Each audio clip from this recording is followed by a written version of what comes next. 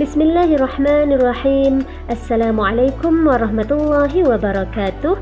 Pendidikan Islam tahun 3, bidang akidah di bawah tajuk Beriman kepada Kitab bersama Ustazah K.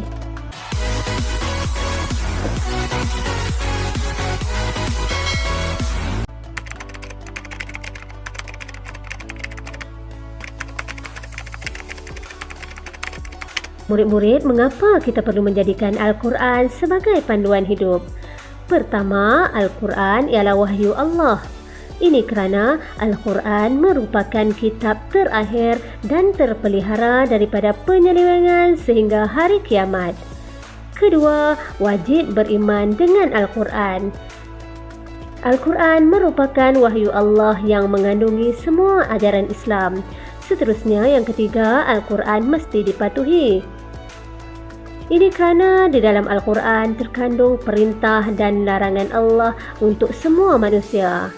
Yang keempat, wajib beriman dengan kitab-kitab. Allah telah menurunkan kitab-kitab kepada para nabi dan rasul. Kita wajib meyakini semua kebenaran isi kandungan Al-Quran. Baiklah murid-murid, jom kita lihat dan baca bersama-sama dalam nakli Beriman dengan Kitab. A'udzu billahi minasy syaithanir rajim. Ya ayyuhallazina aminu billahi wa rasulihi والكتاب الذي نزل على رسوله والكتاب الذي أنزل من قبل. Surah An-Nisa ayat 136 yang bermaksud, wahai orang-orang yang beriman, tetaplah beriman kepada Allah dan Rasulnya dan kepada kitab yang Allah turunkan kepada Rasulnya serta kitab yang Allah turunkan sebelumnya. Surah An-Nisa ayat 136. Apakah itu kitab Allah? Kitab Allah ialah kalam Allah yang diwahyukan kepada para nabi dan rasulnya. Di dalamnya terdapat syariat dan petunjuk untuk memimpin manusia ke jalan yang benar dan diredai oleh Allah Subhanahu wa taala. Jom kita lihat nama kitab yang wajib kita ketahui. Yang pertama, kitab Zabur diturunkan kepada Nabi Daud alaihi salam. Yang kedua, kitab Taurat yang diturunkan kepada Nabi Musa alaihi salam. Ketiga, kitab Injil diturunkan kepada Nabi Isa. Dan yang terakhir, kitab Al-Quranul Karim yang diturunkan kepada Nabi Muhammad sallallahu alaihi wasallam.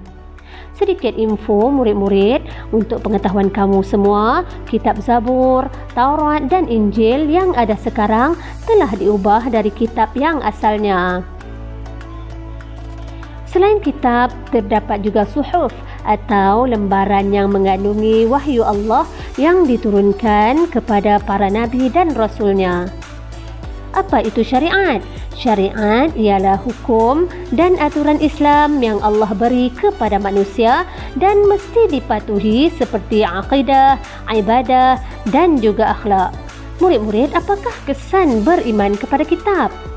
Yang pertama, iman semakin bertambah. Yang kedua, mendapat syafaat daripada Al-Quran. Yang ketiga, hidup kita menjadi tenang dan teratur. Keempat, masyarakat hidup dengan sejahtera dan harmoni. Seterusnya, yang terakhir, dikasihi oleh Allah Subhanahu wa taala. Bagaimana cara membuktikan kita beriman kepada kitab melalui tindakan? Ya murid-murid, yang pertama, kita mestilah menunaikan solat 5 waktu sehari semalam. Kedua, kita perlulah menjadi seorang yang amanah. Ketiga, kita tidak boleh berbohong. Keempat, kita perlulah menutup aurat dengan sempurna. Seterusnya, kita perlulah tekun belajar membaca Al-Quran dan berusaha memahami isi kandungannya. Keenam, kita perlulah memelihara kesucian Al-Quran. Ketujuh, kita perlulah tekun menuntut ilmu dengan bersungguh-sungguh. Dan yang terakhir, kita perlulah mengamalkan akhlak yang mulia. Sebagai rumusan, kita wajib beriman kepada kitab Al-Quran dan belajar bersungguh-sungguh, berusaha memahami dan mengamalkan isi kandungan Al-Quran. Sekian, terima kasih.